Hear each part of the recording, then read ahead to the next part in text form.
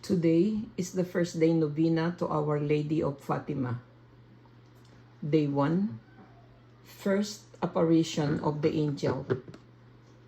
The angel first appeared either in the spring or summer of 1916 at Loca do Cabeco, a rocky outcrop near the top of a knoll called Cabico, not far from Alijastra. This is Sister Lucia's account of the apparition. We had been playing for a while when a strong wind shook the trees.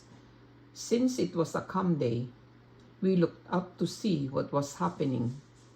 Then we began to see, well above the trees that covered the stretch of land to the east, a light whiter than snow in the shape of a transparent young man who was more brilliant than a crystal struck by the rays of the sun.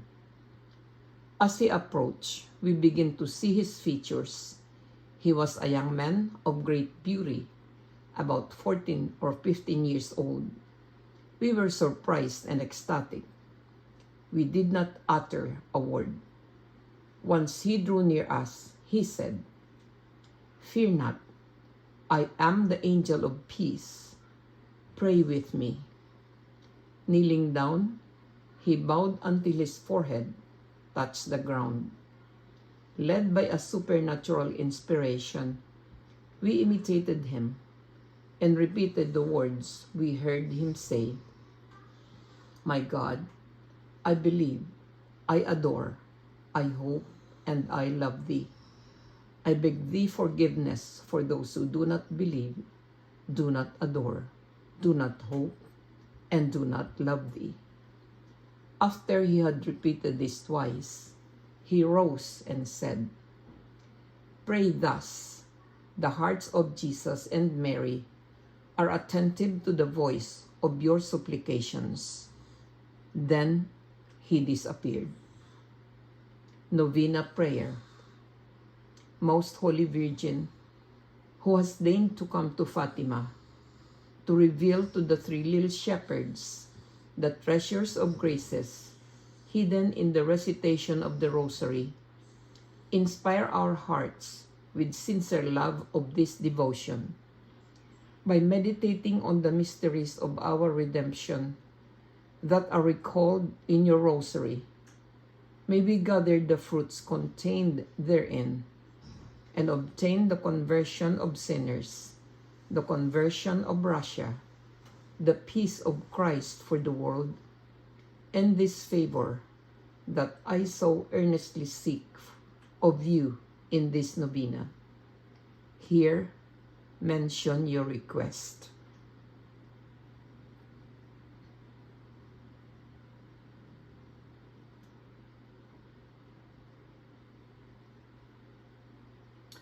I ask this of you for the greater glory of God, for your own honor, and for the good of all people. Amen. Our Father who art in heaven, hallowed be thy name. Thy kingdom come, thy will be done on earth as it is in heaven. Give us this day our daily bread, and forgive us our trespasses, as we forgive those who trespass against us. And lead us not into temptation, but deliver us from evil. Amen. Hail Mary, full of grace, the Lord is with thee. Blessed art thou among women, and blessed is the fruit of thy womb, Jesus. Holy Mary, Mother of God, pray for us sinners, now and at the hour of our death. Amen. Glory be to the Father, and to the Son, and to the Holy Spirit, as it was in the beginning, is now, and ever shall be, world without end. Amen. Our Father who art in heaven, hallowed be thy name. Thy kingdom come, thy will be done on earth as it is in heaven. Give us this day our daily bread, and forgive us our trespasses, as we forgive those who trespass against us. And lead us not into temptation, but deliver us from evil. Amen. Hail Mary, full of grace, The Lord is with thee. Blessed art thou among women, and blessed is the fruit of thy womb, Jesus. Holy Mary, Mother of God, pray for us sinners, now and at the hour of our death. Amen. Glory be to the Father, and to the Son, and to the Holy Spirit, as it was in the beginning, is now, and ever shall be, world without end. Amen.